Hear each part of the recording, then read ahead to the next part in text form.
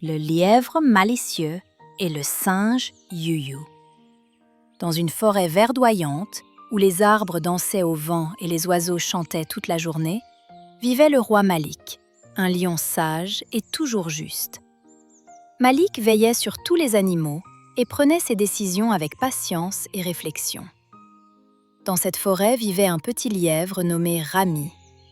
Rami était rapide, malin, mais surtout gentil et honnête.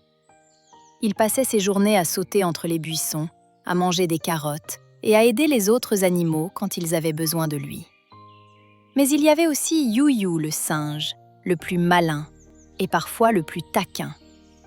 Yuyu adorait faire des blagues, parfois gentilles, parfois un peu méchantes. Un matin, Yuyu eut une idée. « Aujourd'hui, je vais jouer un tour à Rami.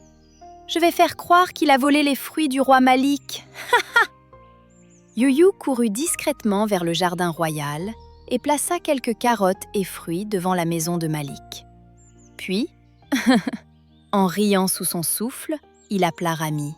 « Rami, toi, le petit lièvre, le roi dit que tu as pris ses fruits. » Rami sursauta, ses oreilles frémissant. « Quoi ? Mais ce n'est pas vrai, » dit-il, les yeux écarquillés. Le roi Malik arriva calmement, sa grande crinière brillante sous le soleil. Il observa les deux animaux et dit d'une voix douce mais ferme.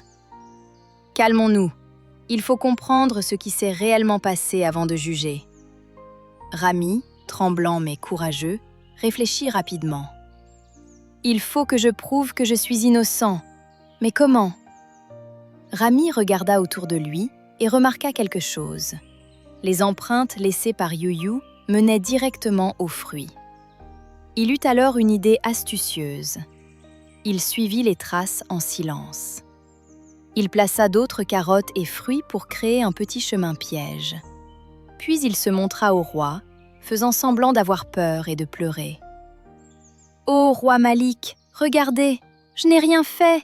Voyez les traces, elles ne sont pas les miennes. » Malik observa attentivement les traces, comme il le faisait toujours avant de juger. Il fronça légèrement les sourcils, mais toujours avec calme. « Intéressant. Suivons ces traces. » Ils suivirent tous le chemin que Rami avait indiqué. Et là, Malik assis dans un arbre, avec les fruits dans ses mains, riant encore. « Yuyu, » dit Malik doucement mais avec autorité, « tu as essayé de tromper les autres et de nuire à Rami. Ce n'est pas juste. » Yuyu baissa les yeux, honteux. « Pardon, ô roi Malik, je voulais juste m'amuser. Je ne pensais pas que ça allait causer autant de soucis. » Rami s'approcha et dit avec un petit sourire. « Tout le monde peut se tromper, Yuyu, mais il faut apprendre de ses erreurs. » Malik ajouta. « Allah voit tout. La vérité finit toujours par apparaître. Yuyu, tu dois te rappeler. La ruse peut être utilisée pour le bien, mais jamais pour blesser les autres. » Yuyu rougit, mais acquiesça. « Oui, Malik, je vais être plus sage à l'avenir. » Mais l'histoire ne s'arrête pas là. Yuyu, curieux de rattraper sa réputation, décida d'aider Rami à attraper des fruits pour tous les animaux. Ensemble, ils organisèrent une petite compétition amicale.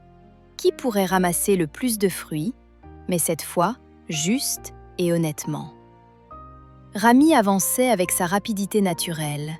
Yuyu utilisait son intelligence pour trouver les fruits cachés, et Malik observait tout en souriant. À la fin de la journée, tous les animaux rirent, partagèrent les fruits, et Yuyu avait appris qu'être malin et rusé pouvait servir à aider et non à nuire.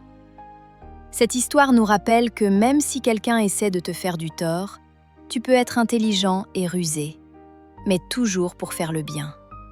Et surtout, Malik nous montre que la justice et la patience sont toujours récompensées. Allah voit tout et récompense ceux qui agissent avec sagesse, honnêteté et gentillesse. Si l'histoire t'a plu, fais un j'aime. Abonne-toi pour plus d'histoires.